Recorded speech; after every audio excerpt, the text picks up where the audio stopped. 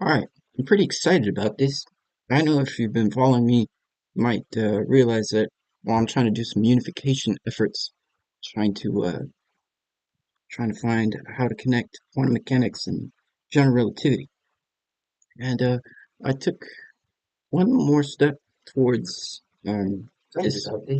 I know if you've been situation. Just give me a second.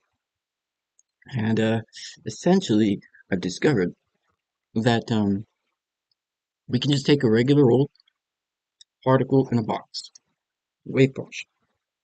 And we're going to superposition all the box lengths by summing from 1 to infinity. And we'll notice that the exponent here is on the L, essentially a negative 1/2, so it puts on denominator here. So when we sum from 1 to infinity, then we actually get the zeta function, which is interesting. We're going to have to normalize the probability of finding this particle within each of those box lengths. So there's a whole bunch of different lengths here. The idea of the wave function itself is to randomize the position that you'd find a particle from this zero position here, where there's a 0% chance over here, and a 0% chance over here, and we can call these the real zeros. All right, and so basically, this is randomizing the position x. In the second part, we had to sum up all the L's, and so now we have a whole bunch of those. We have to randomize the L's as well. And we got to think about this a little bit and ask ourselves, okay, what would be the what would be the percentage distribution here? Do you think it would be smaller L's or greater L's would have the greatest chance of having this particle? Well, we have to look at the energy equation for this and realize that if the box lengths become really, really big, the energy becomes zero, and so therefore the big boxes aren't going to be very likely. So it's really more about the smaller boxes here that are actually going to contain this particle. So we have to normalize this and essentially assume that smaller boxes are more likely. Okay, that's fine. So we have to kind of consider that small space is really important as a high probability. Next we'll look at this because you see we have this. It's still the zeta 1/2 though. There's not a zero here yet. This is just a regular old wave function. There's nothing crazy about this. Well, the next step is to try to add some time to this. So we're going to consider the energy levels, and when we do that, we throw in this e to the I e t over h bar. So this allows us to sort of find all the different possible energy levels that would essentially exist in here. And so now what we're doing is we're trying to figure out which energy level is essentially most likely. Is it going to be these ones in the beginning here, or the ones that have a whole bunch of stuff going on over here? Well, it turns out that the probability here is higher than the probability over here, keeping the particles sort of in the lower energy regions. It just takes too much energy up here, so kind of sticks in the low energy regions. That's just probabilities, and we have to, of course, normalize that, but um, we get kind of the E1 is the most likely situation. Okay, fine. That's not a big deal. So essentially, E1 is the most important one. So we're going to kind of just focus on E1 and consider the actions happening on E1 because it's just the one that's going to be the most likely. All the other ones are likely too, and it's just going to be a little bit more complex situation. And we'll just sort of focus on E1. Um, okay, so now as we look at all the different energies that you can get, the E1s at least, from all the different L's, we'll notice that each one of them they need a timeline, right? Because we're differentiating over time, so we need to find a timeline somewhere. Um, and so now, each one of them is a little timeline, which is fine. Let's follow that timeline down and let's return to the zeta function here. So we're kind of at this stage. All we did was we have our original stuff here. There's the normalization factor for L. We threw in some energy here. We would need a normalization factor for energy, but it's starting to get a little bit too crazy, so let's just ignore that. And then we'll focus on this because we just threw in the time part of the zeta here because, I mean, we're going forward in time. Uh, we know the zeta function has a time component. We know that we're already at the 1/2 point here. So, basically we're just evolving our wave function through the imaginary timeline in a sense. It's not going through imaginary time, it's going through real time. But notice how both of these uh, things have imaginary time involved with them. I mean, we have to multiply the time progression by the imaginary. It's weird, but essentially we're just getting normal time out of this, and this is how it reacts normally. For some reason, when we just consider normal time. Like if we were trying to calculate, notice the input here is regular time. If I was going to input imaginary time, all of a sudden this would become negative just t, and then this would become positive just t. So, I think, right? So yeah, I think so. Yeah, so essentially, if you plug in an IT, you're going to flip this stuff around. If you stick with regular t, this is the form. Okay, hopefully that makes sense. All right.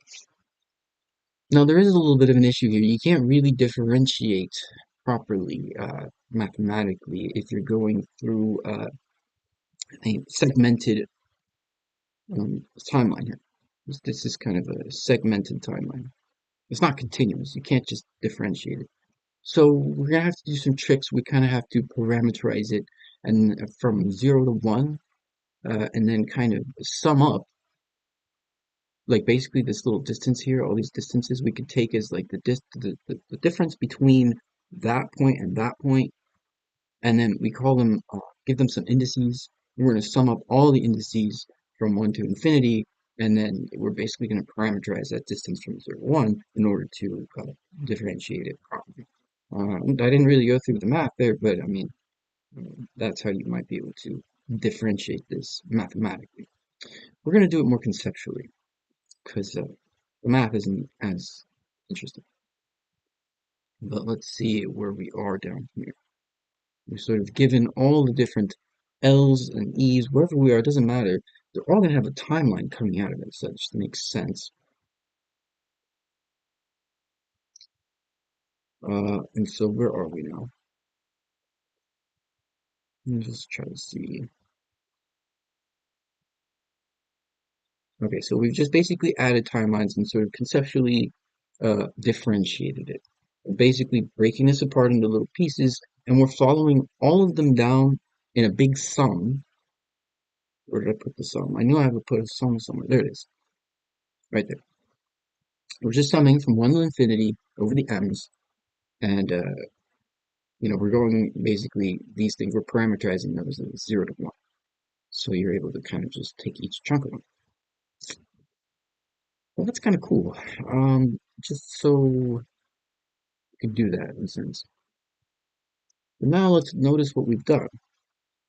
We've differentiated through two uh, two forms, through the x and through the t, space and the time. In this case, we have just one L, one X. Theoretically, you should be doing this in 3 Ls, but we're just going to consider the one L the form and see what kind of physics we get out of it. We're going to assume that this is sort of replicated or sort of like a Russian doll into the other dimensions if we sort of continue stacking dimensions on top of each other.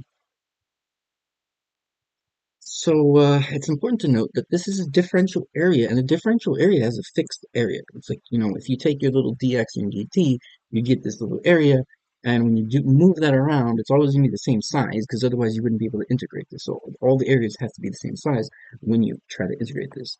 And so now we have to realize that um, we have we have this area forming. Okay, and you can see the area I drew it here. We're basically connecting the nodes across some time here, letting the nodes just be there. This is the high probability zone, and time is just moving forward. We're just watching, and you can see it kind of traces a little area here, a little volume, even if you want to consider it more like a volume. Okay, but the idea here is that these differential sizes, they're going to be the same size. Um, so we kind of have to be careful here. Um, and we note that as we push forward through these zeros, and interesting things happen. First of all, we have a reset, so it sort of shows you that time is segmented. Because at every one of these zeros, the energy goes to zero. So you kind of have these little resets, and then it just goes back to where it was a split second later. But so that's a little weird. Also, you notice the areas are essentially shrinking here. And well, if we want to keep this differential to work properly, we're going to have to balance that. So as time starts going to infinity, the distances between those two times, this is the timeline here, the distances between these times are starting to shrink. And they're starting to reach a zero distance. We know about the zeta function. Uh, the zeros become smaller in distance. And then, if that's the case, we're reaching a point where now we're not even integrating anything. So we have to compensate that by adding space. And so the space has to actually expand in order for our integral to actually start continuing to add things. Otherwise, the addition stops. So we countered this time shrinking with space expansion. And that would make sense because, well, it's important to realize the Higgs um, the Higgs field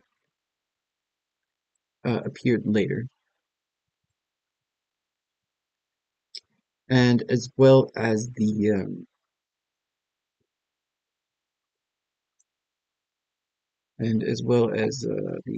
CMB. Well, inflation first. So there's just a couple of different things that would just kind of indicate that these are necessary parts of initiating a universe model. You gotta have certain things happen. You gotta have inflation in the beginning, where there's kind of like something starting and then all of a sudden explosive and then slowing down, um, with the CMB happening. Okay, and so this we've sort of modeled it with growths of the zeros elsewhere. But the Higgs field developing later is kind of what this model is trying to describe. In the beginning, we have no Higgs field, and we'll have to discover what I'm talking about later, I guess.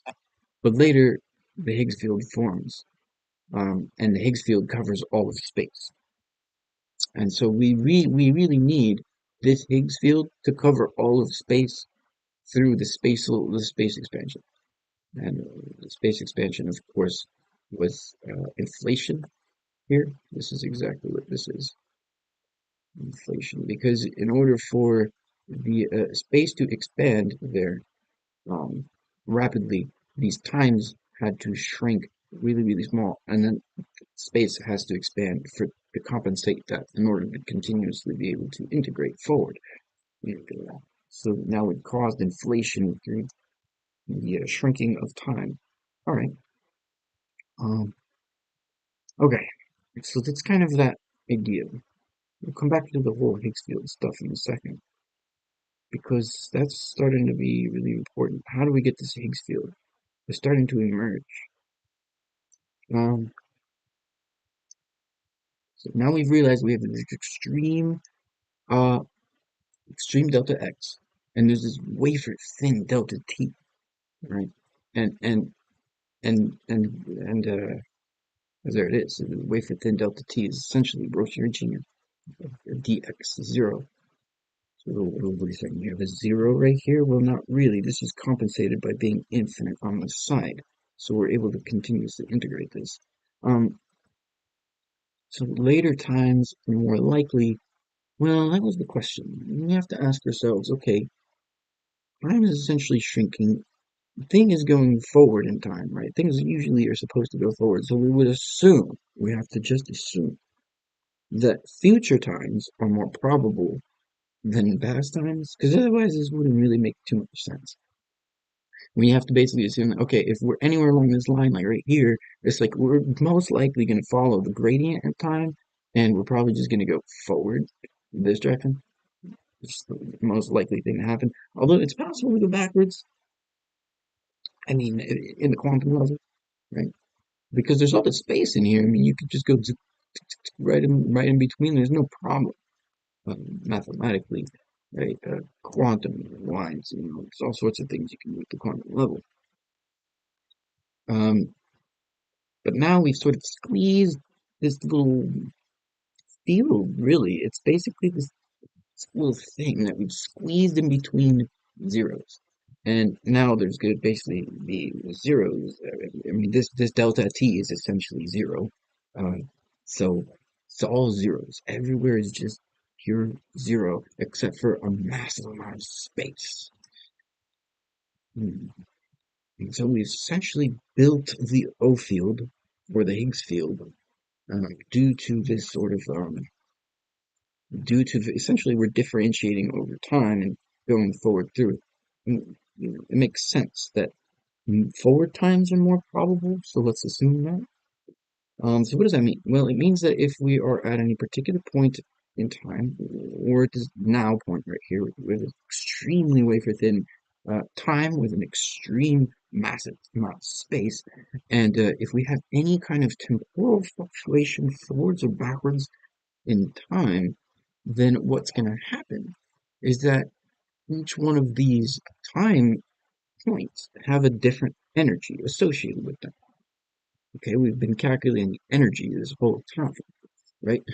So, depending on which box you're in, what size of the L, and what time you're at, that particular box or time has a different energy associated.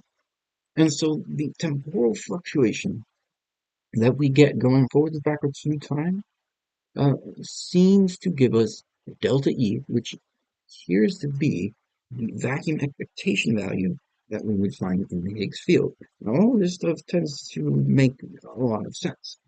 Uh, this would allow these imaginary zeros to essentially spawn out particles based off the way that they're sort of rotated through this time, and there's like a sort of a fluctuation forwards and backwards, a fluctuation forwards and backwards, quantum information, and then from there, this spawns particles. So this is kind of where I'm at with this idea here. And so it appears that, you know, we're moving down this time. We're going through the zeros here. These are just the energies essentially sliding down the zeros and popping up, resetting at every time. It's a little reset, right? And then it's just pulsing through this timeline. That seems to be what energy is really just doing. It's just going down a little timeline like that. At least this is how it's doing it in sort of these two dimensions. Just taking one L, one T, and trying to do a little bit of a tricky little differentiation here, parameterization, and sort of considering what's going to happen through the probabilities as we try to move forward through this timeline. Uh, yes, indeed. So, anyways, I think this is pretty much where we are at. We're considering the CMB, and it appears that um,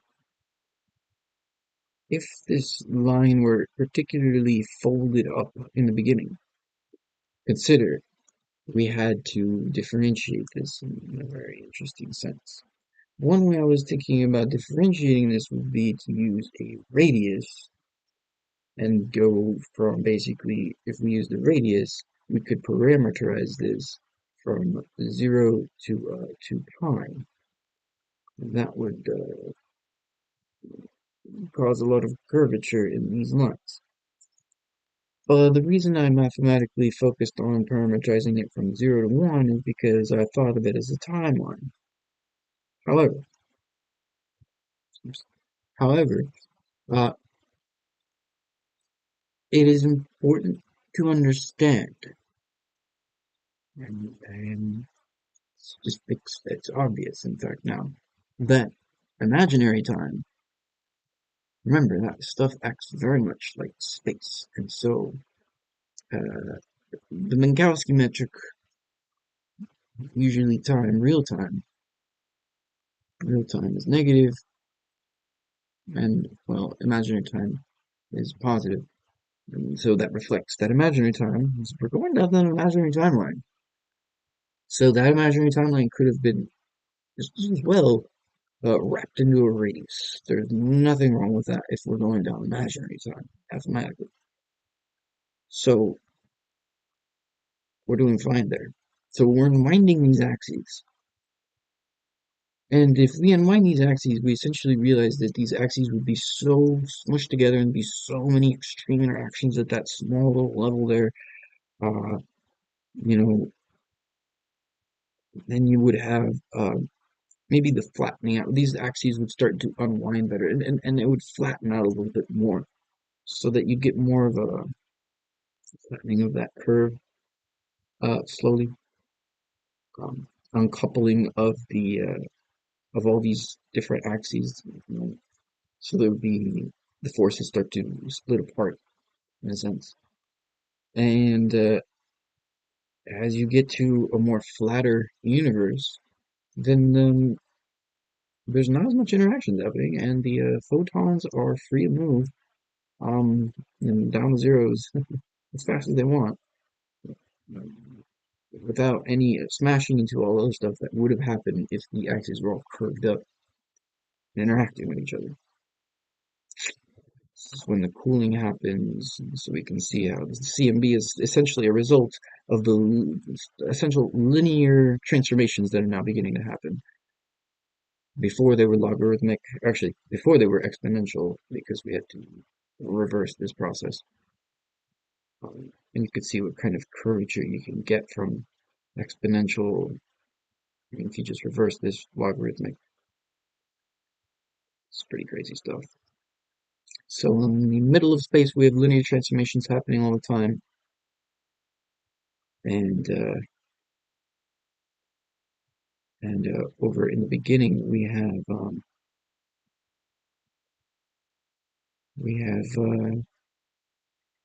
in the beginning we have the exponentials, and then if you well, maybe reverse logarithm, and here reverse exponential. I don't know. Essentially, the idea is here you get to singularities, big numbers. Here you get to really small numbers. Here you get to really big numbers. Interesting stuff. Let's go ahead and call it a day here because I've gone through the topic. It's kind of some crazy.